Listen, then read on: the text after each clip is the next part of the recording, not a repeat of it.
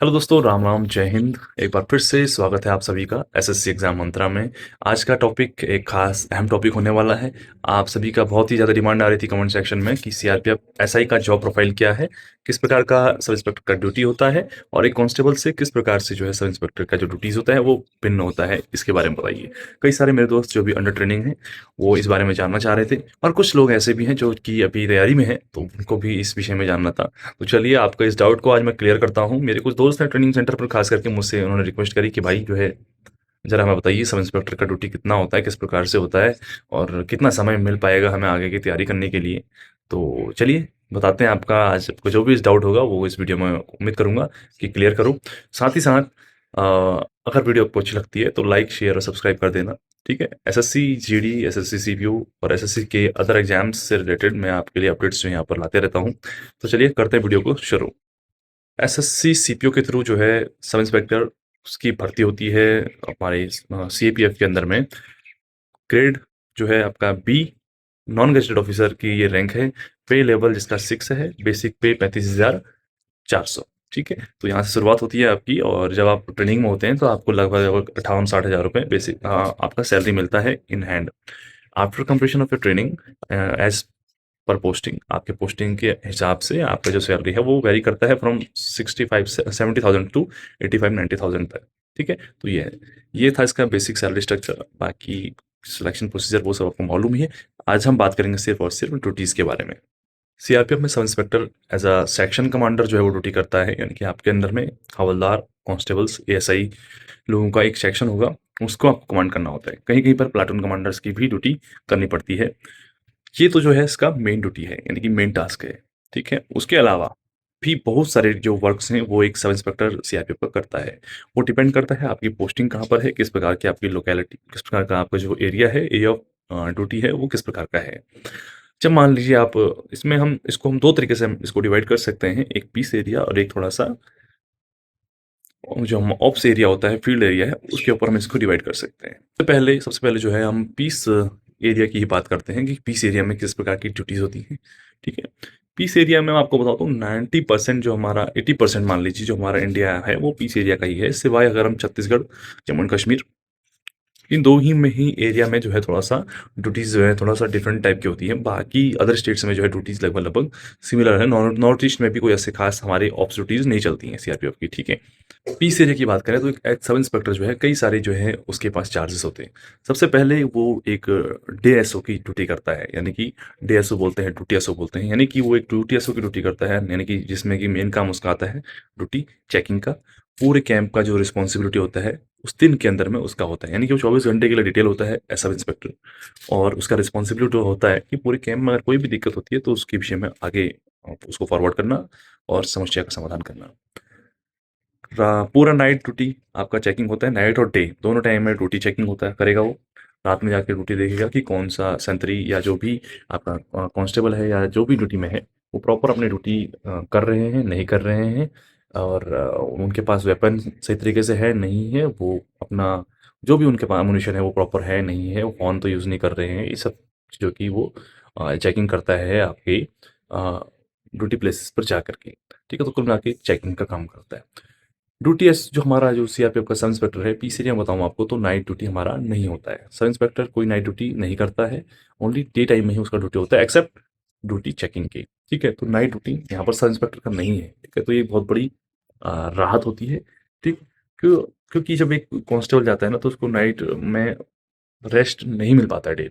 बहुत ही कम होता है, कम दिन होते हैं जब वो पूरा रात सो पाता है। तो एक कांस्टेबल से के कंपैरिज़न में अगर करूँ तो काफ़ी ज़्यादा रिलैक्स यहाँ पर सब इंस्पेक्टर का होता है, क्योंकि आपको रात सोने को मिल रहा है भाई। एक सोना, नींद बहुत ही इंपॉर्टेंट चीज़ होती है। ठीक है। पहला ड्यूटी ये हो गया। उसके अलावा पीसीजे की बात करें तो पार्टी कमांडर्स के रूप में काम करता है। सेक्शन कमांडर जैसे है तो पार्टी का कमांडर का रहेगा। उस सेक्शन की जो भी ज़िम्मेदारियाँ हैं उसका छुट्टी का, उसका वो प्रॉपर खाना-पीना उनका, उनको मतलब सब कुछ उनका ज़िम्मेदारी है कि उनको कोई किसी प्रकार की समस्या तो नहीं है, कोई भी दिक्कत होती है तो वो ज़िम्मेदारी एक सब इंस्पेक्टर के ऊपर होती है कि उसका सेक्शन जो है सही तरीके से रह रहा है, ड्यूटी कर रहा है, नहीं कर रहा है। कहीं भी जाएगा, कुछ भी डिटेल होता है, मान लीजिए सेक्शन को कहीं लेके जाना है किसी ड्यूटी के लिए, तो उसका पार्टी का कमांडर बनेगा, सेक्शन कमांडर बनेगा, पार्टी कमांडर बनेगा, वो काम करेगा। उसके अलावा अगर मैं बात करूँ ऑफ़िशियल जो वर्क्स होते हैं, जैसे कि आपका कैंटीन का एसओ, कैंटीन का मतलब कैंटीन में एसओ बनेगा। एसओ मतलब होता है सबऑर्डिनेट ऑफिसर। तो कैंटीन एसओ का ड्यूटी करता है, यानी कि सब वो उसके नीचे हवलदार भी होगा, उसके नीचे फिर जो है आपका सिपाही भी होता है। तो उसको मतलब एक प्रकार से मैनेजमेंट का काम देखना है कैंटीन का, कि कितना इन आउट उस सब के बारे में। उसके अलावा मोटर ट्रांसपोर्ट का एमटी का भी जो है ड्यूटी जो है एमटी एसओ का ड्यूटी करना पड़ता है। उसके अलावा कोत एसओ का, मैस एसओ का, मैस में खाना सही प्रकार से बन रहा है नहीं बन रहा है, जवानों को खाना ठीक मिल रहा है नहीं मिल रहा है, कोई समस्या तो नहीं है, कमी तो नहीं है, कोई कमी होती है तो उसकी रिपोर्ट आगे करना। ठीक है, ये है आपका काम एक सब इंस्पेक्टर का इन अ पीस एरिया। अगर मैं बात करूं अब आपके फील्ड एरिया की, ऑप्स एरिया की, तो वहां पर भी अगर मान लीजिए आपका मैस है तो मैस का एसओ बनेगा। ठीक है, वहां पर भी जो है वो कोत होगा तो कोत का एसओ बनेगा। वहां पर कैंटीन है तो कैंटीन का एसओ बनेगा। यानी इन सारी ड्यूटीज के अलावा वो सेक्शन कमांडर तो ऑलरेडी है ही, बस एक ड्यूटी जो आपका मैं समझता हूँ एक्स्ट्रा है वो है आपका ऑप्स। ऑप्स में जब जाएगा वो, तो वो अपनी सेक्शन को लेके जाएगा, ऑप्स में फील्ड में जाएगा। यही चीज़ जो है सबसे डिफरेंट है। हो जाएगा, फील्ड में जाएगा तो अपने पार्टी को लेकर जाएगा, उसको सही सलामत लेके जाना, पार्टी को सही सलामत लेकर वापस आना। हथियार आप लेके जाओगे, आपका कोई भी जवान है वो जख्मी ना हो, उसको किसी प्रकार की कोई कैजुअलिटी ना हो, इस चीज़ का आपको विशेष ध्यान रखना होता है। ठीक है, यानी कि जो फील्ड में आप जब जाते हैं, आप जब फील्ड एरिया में जाएंगे, ऑप्स में जाएंगे, तो वहाँ पर भी आपके ऊपर ज़िम्मेदारी होती है, कमांडर के तौर पर आपकी ज़िम्मेदारी होती है कि आपके जो जवान हैं वो सही सलामत जाएँ, सही सलामत आएँ। कोई भी कैज़ुअलिटी होती है, कोई दिक्कत होती है तो उसकी रिस्पॉन्सिबिलिटी एक सब इंस्पेक्टर की होती है।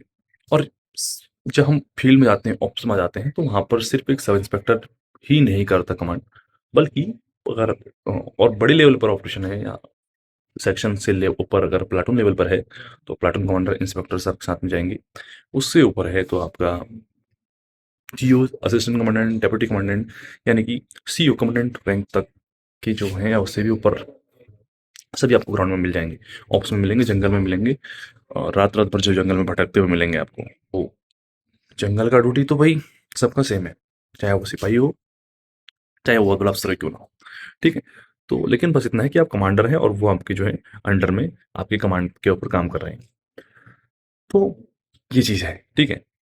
इसके अलावा भी बहुत सारी ड्यूटीज़ हैं जो एक सब इंस्पेक्टर को करनी होती है, करानी होती है। कुल मिला के समझ लीजिए कि कमांडर के तौर पे काम करता है एक सब इंस्पेक्टर हमारी पैरामिलिट्री फोर्सेस के अंदर में, जिसकी काफ़ी ज़िम्मेदारी होती है। एक सेक्शन की ज़िम्मेदारी होती है, उसके अंडर में जो काम कर रहे होते हैं, उनकी बहुत सारी रिस्पॉन्सिबिलिटीज़ होती हैं। तो एक ज़िम्मेदारी वाला काम है, एक कमांडर वाला काम है, ठीक है?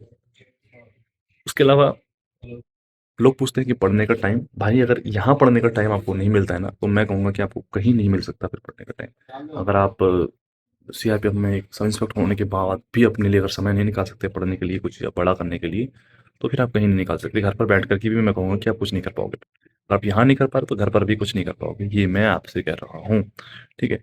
बाकी उसके अलावा आपके अगर बाद में छुट्टी का कोई प्रॉब्लम नहीं होता है, यहाँ पर सैलरी आपको ऑन टाइम मिलता है, बहुत अच्छी खासी मिलती है।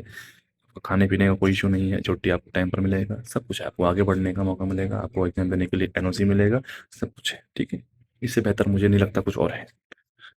फ़ोर्सेस के अंदर, सिविल की बात नहीं करूँगा, लेकिन अगर फ़ोर्सेस में आप हैं, तो सीआरपीएफ से बेहतर मुझे कुछ आज तक नहीं लगा है, ठीक है? बाकी मेरे साथ यहाँ पर और भी बहुत सारे लड़के आए हुए हैं, ठीक है? तो मैं जानता हूँ उनसे, वो बताते हैं मुझे कि वो बीएसएफ में थे तो कैसा होता है वहाँ, सीआरपीएफ आईटी में थे तो कैसा था वहाँ पर। तो जब मैं सुनता हूँ तो मुझे ज़्यादा बेहतर पता है इस चीज़ के बारे में कि कौन कैसा है। बाकी कमेंट सेक्शन में यूट्यूब पर तो बहुत सारी बातें सुनने को मिलती हैं और लोग बहुत तरह-तरह की बातें करते हैं, उनके ऊपर मैं कभी ध्यान देता नहीं हूँ, क्योंकि जो रोने वाला है वो हर जगह ही रोते रहता है, ठीक है? तो फिलहाल इस वीडियो को इतना रखता हूँ, क्योंकि लंबी हो रही है, ठीक है? तो अभी के लिए इतना ही, फिर मिलेंगे, तब तक के लिए बाय-बाय, टेक केयर, जय श्री राम, जय हिंद।